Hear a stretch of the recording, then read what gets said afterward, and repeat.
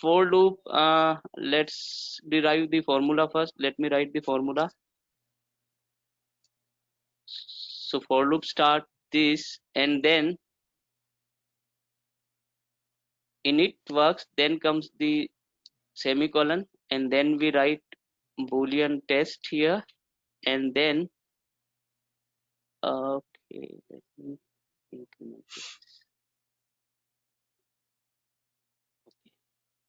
And then we update, but before coming to here we have to go to the body part. Did you try the for loop earlier? The basic one I get, but when you do like the nested one, then it Okay, gets confusing. so that means you might have the I mean the knowledge about the for loop, right? Should I draw the diagram for this also? Please, I'd appreciate if Okay, you do okay, that. it would be better if you will refer it anytime later. Please. Okay, so for loop, let's say we start from here, all right, and this is our init state.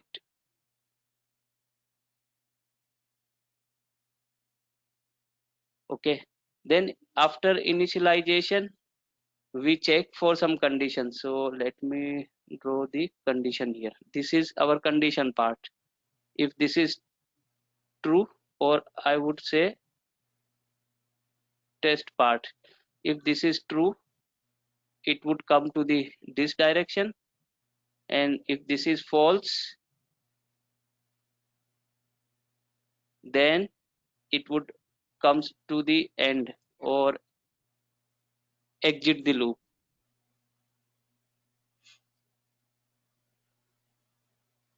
Okay, in case of true, we execute the body part,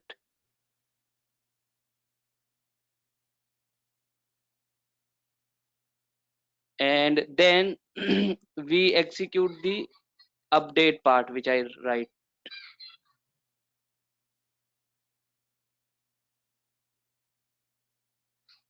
And then if the condition is satisfied, then we will keep on moving. So this is our basic formula. So meaning to say that the initialization, let me reduce it 1 second.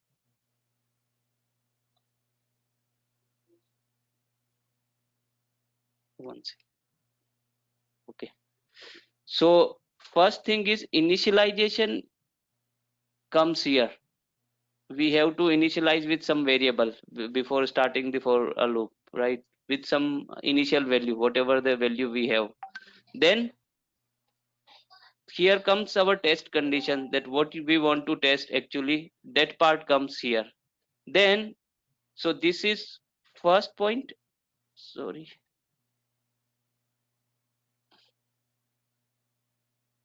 so this is first point, this is second point, and then comes the body part, this body part, this is third point, and this is fourth point.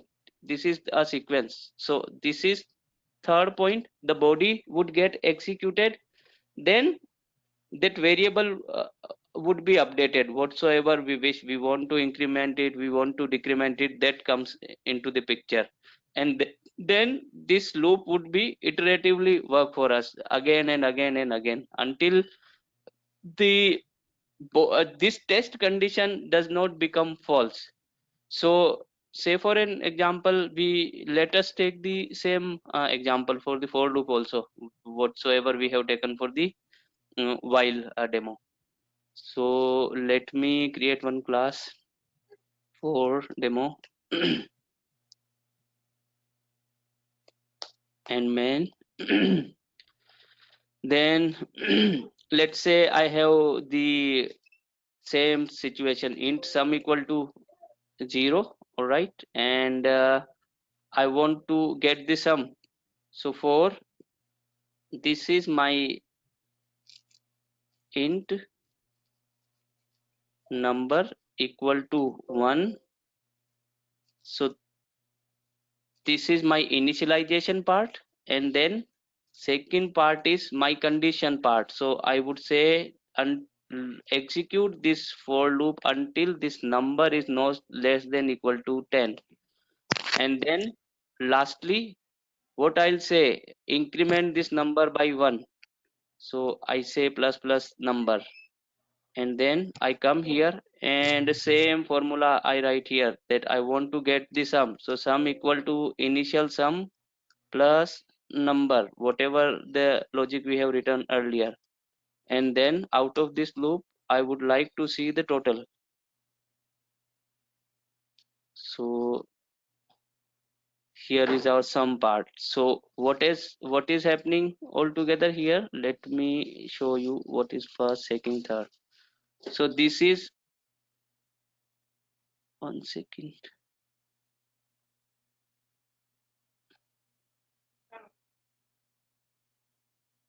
Mhm. Okay, 1 minute.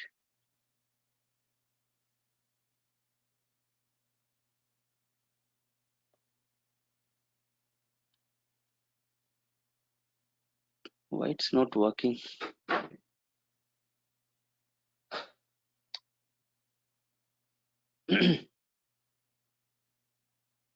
Okay, no worries. Let me write in this way.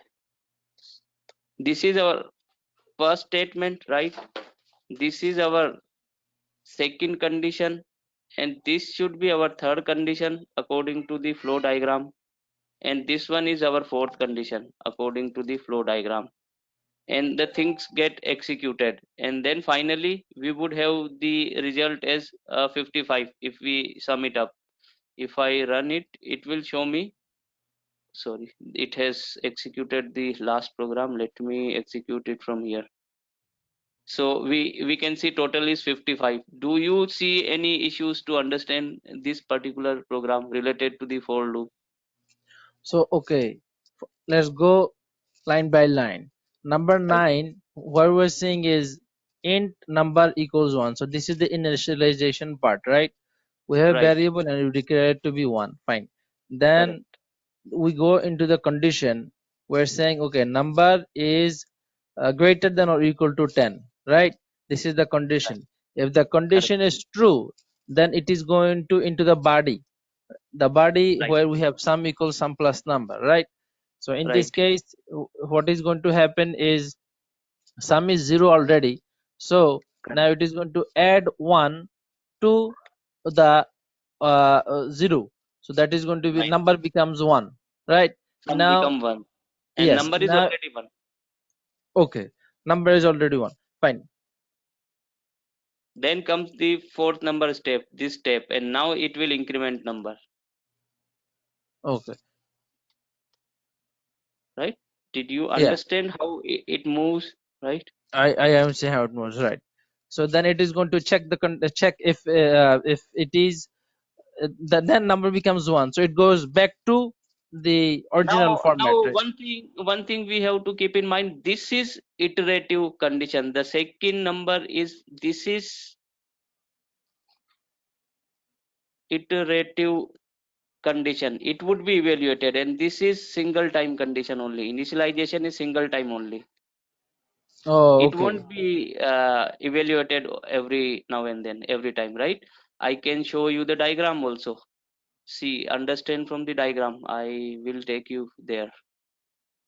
See here, the init phase was only come into the picture once. My arrow is after init, right? So Right, initialization has happened only once. So only number, once. when I write number equal to 1, so it is initialized in its lifetime only once.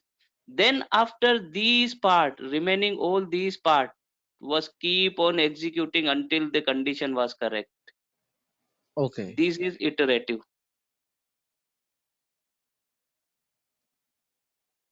Did you get the point? yeah, yeah.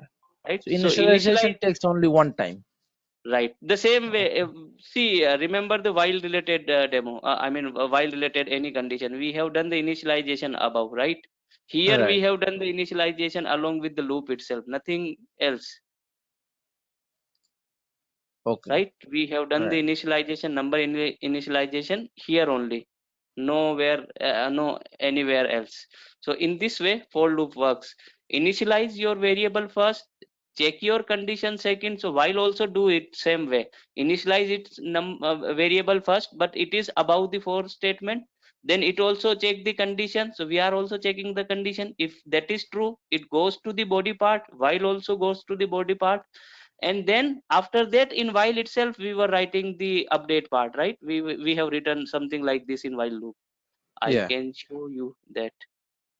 See here, right? We have written here. Instead of that, in for loop, we write after this semicolon. So that Yes. is a basic difference. And most of the time, we gonna use for loop even more than while loop. Most of the time. Okay. All right, no problem into the understanding of single for loop related stuff. No, it's okay.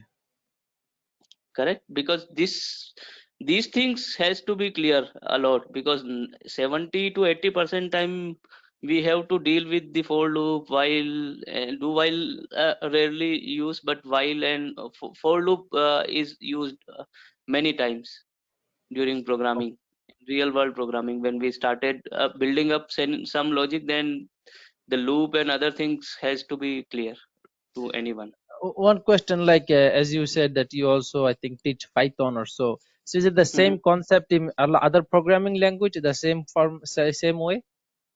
Yeah, syntax are different. Otherwise, other programming language have deal in the similar way. I mean, Similar. with respect to the concepts remain the same. Syntax becomes different. Okay. All right. So Oh, syntax Python write in some other way, while the Java write in some other way. The same okay. way the Urdu you write in other way, and in Hindi or English we write in other way, right? But meaning Right. is same. Its writing style is different. Yes. So you can consider I mean that kind of analogy with respect to the understanding. So now we are done with the our for loop related say we have completed the for loop, conditional and other things. Now move on to the other example. So okay, all right, what else? For loop, or anything I left? Can you Even do yes. nested Yeah, for loop and for each loop, yeah, we gonna discuss that as well. I was coming to that part now.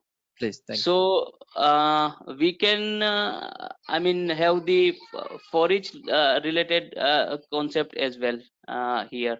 So before moving to that, I would like to say one more concept here.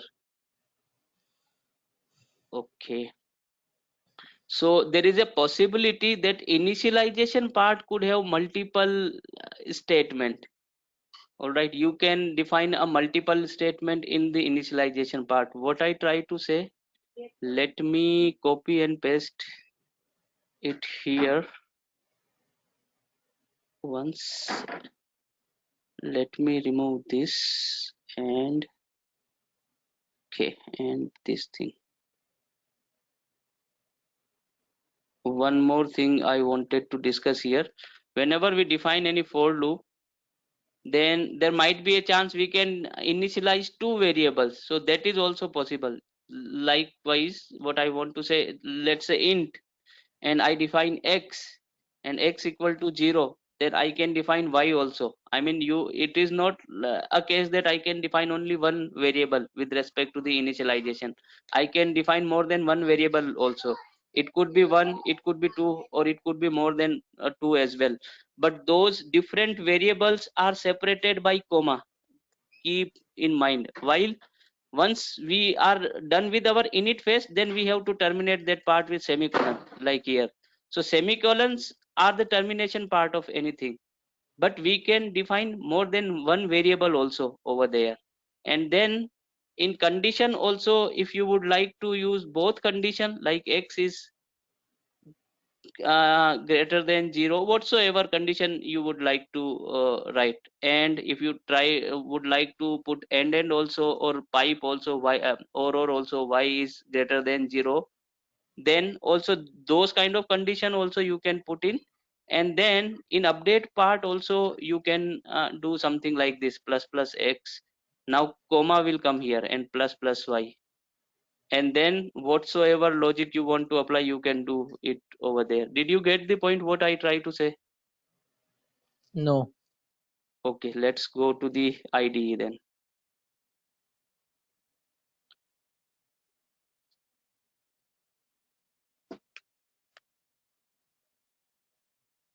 Okay, can you see x and y two values are there, right? I And I see two initialize, variables. Yes. right? Let's me do it, or other way around. Let me reverse it just for the explanation purpose. All right. And if x is greater than 0 and y is greater than 0, this is my condition part. This is my initialization phase. This is my condition. And lastly, this is update of variables. Now I have taken two both variables. I'm decrementing. Let's say I decrementing by 1. I started with 5. I am just taking the other way around, the same thing. Then let's say I would like to print it. X is, and this is x, and y is, and this is y. Now let me comment the above part so that we can see the latest output only. So if I run it, what it will do? It is running both variables. X is 5, y is 5, x is 4, y is 4, x is 3, y is 3, and something like that.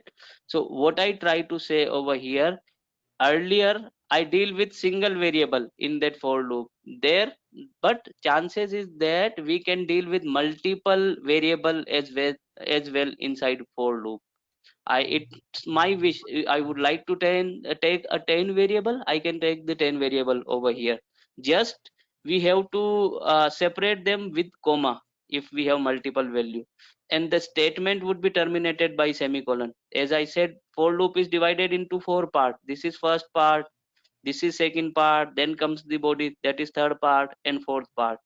So those things would be divided, separated by semicolon. Otherwise we could have multiple, I mean we can take multiple variables and their related condition as well into the for loop. Does it make Okay. any sense or any Yes, confusion to yes. you? No confusion. So it is going to execute both of the whatever we have in the body, it is going to execute both of them. Right, it is going to execute both of them. So it's our wish how much variable we want to take over here. That is also possibility inside for loop. So just wanted to say you that it's not like that we have to take only single variable inside the for loop and deal with that. It's up to us. We want to take more than single variable, that's okay.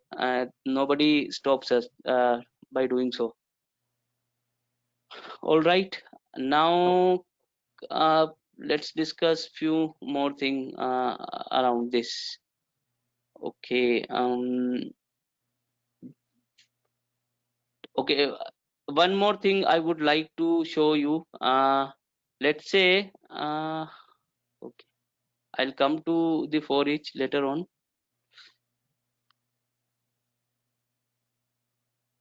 Terminate the small logic. All right, let's say I'm working with this for loop, initial for loop. Okay,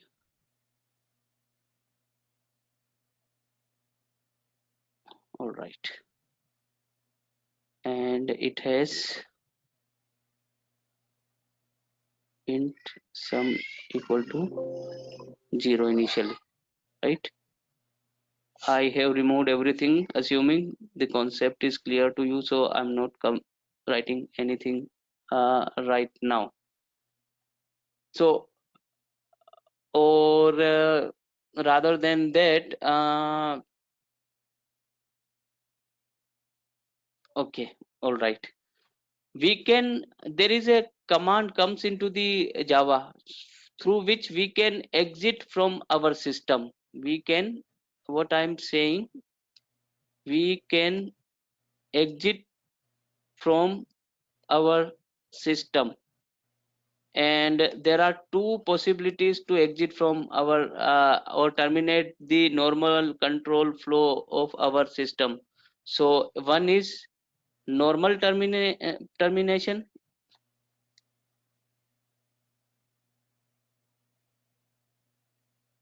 and second one is abnormal termination.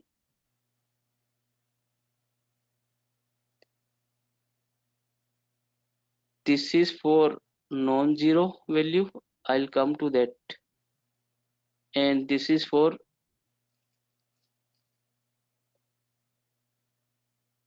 zero value. And the class we use is system dot, sorry, exit.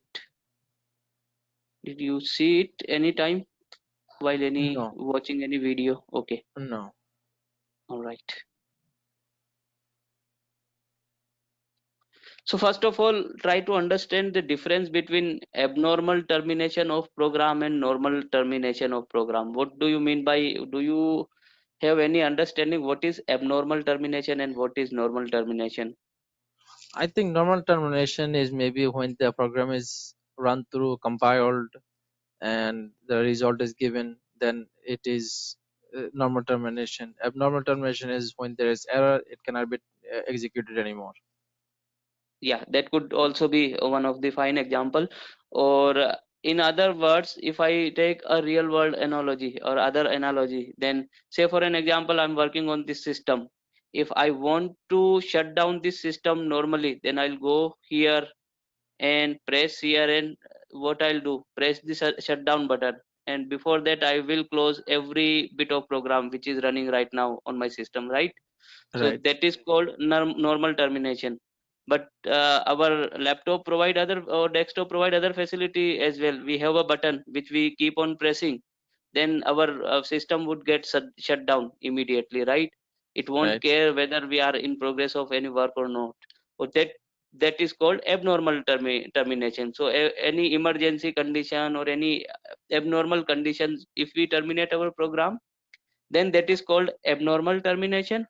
Or normal termination is once after it's I mean life is completed for any program, and if that terminates, that ends, then that is called that is called a normal termination of the program. So say Yes. for an example, this for loop is here, and this supposed to give me an output over here. So if, say for an example,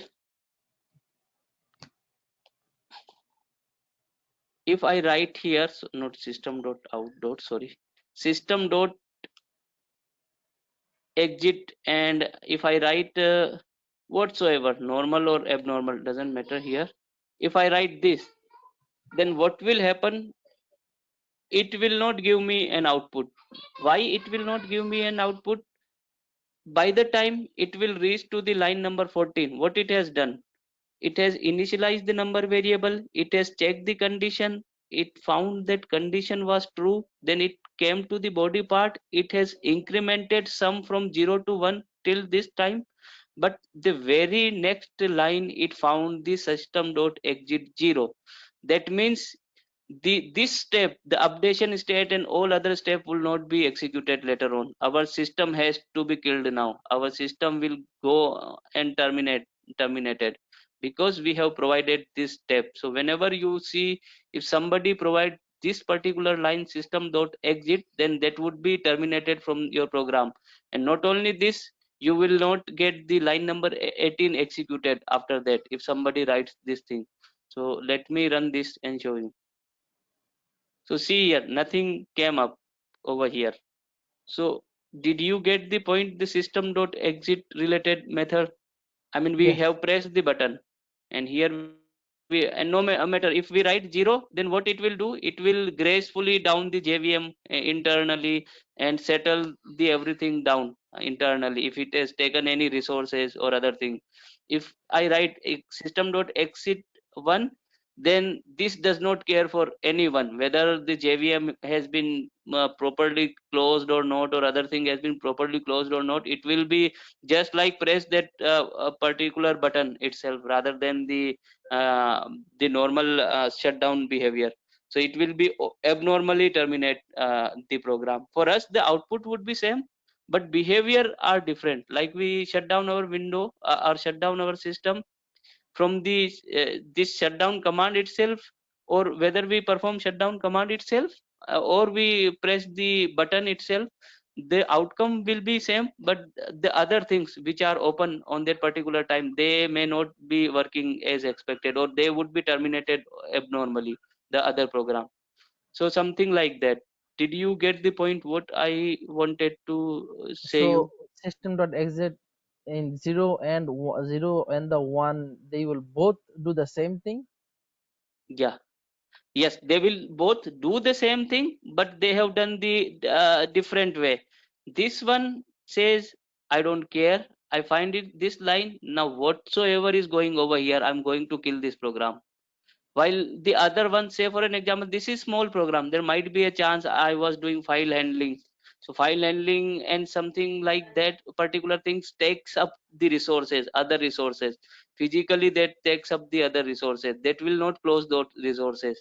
So if I write system.exit 0 behind the scene before exiting from the program, that will, those resources would be I mean clean up from the system.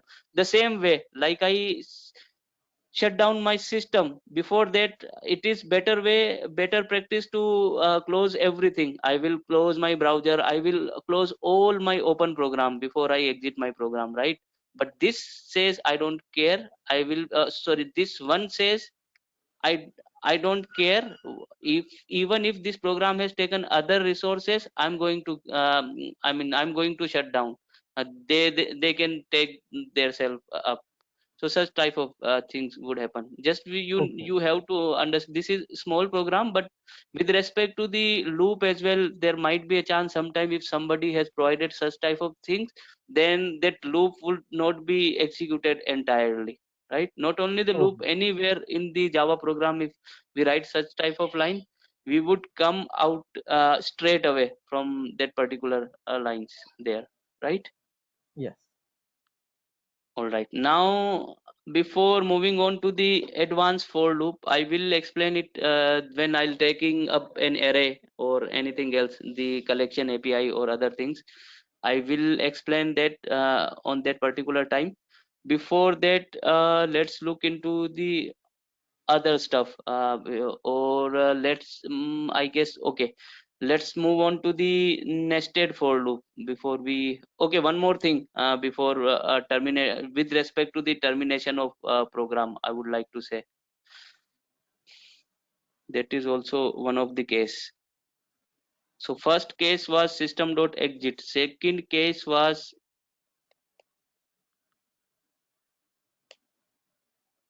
now let me run one more time. See here, again you did not get any output. So whenever we write only return, so what is the meaning of alone return in anywhere in the program? What it does? Give back, right? Yeah, terminate and return control to Java runtime from main.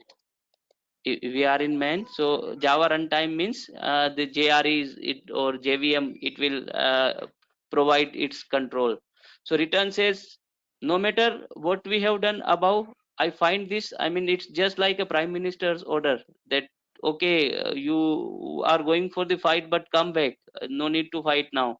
So something like that, return it reads return in some program or some method, it is an order for this line that okay, return from this particular method, so it will immediately return from here. It will not take care of any subsequent steps. So it will not take care of line number 20, line number others. If it would have been called from other method, I mean, it is not like that it has terminated all the program like the system.exit, but it will come out of that particular method. So right now we have only one method in our Java program. We have not write the separate method and other things. So it will, the instruction for it, this return is, you come here and you go out of this main method, and we don't have written anything right now beyond the main method. So the program is finished up for us. Otherwise, for return, the instruction was that go out of this particular method, which wherever you are in right now, you have been given instruction that come out of this, nothing else, no need to do anything. Did you get the point with respect to the terminating a program? Yes, so it is, let's say it is doing the execution, and when it finds the return keyword, it will know further, it will not execute, it will just stop. That's fine, that is correct. But keep in mind, I cannot write return 4, 5 and other things, because this method does not return me anything. I'll come to the method related explanation later on. What is method related? See, this is void. Void says nothing is expected from this method. So this return 4 says it expect the integer to be returned. So for now, don't get confused if you don't know thoroughly about the method part. Just keep in mind that we cannot write anything over here with respect to the return. I mean, I cannot provide any value after return. Only return we need to write when we are in the main method. Okay. Okay. All right, one second.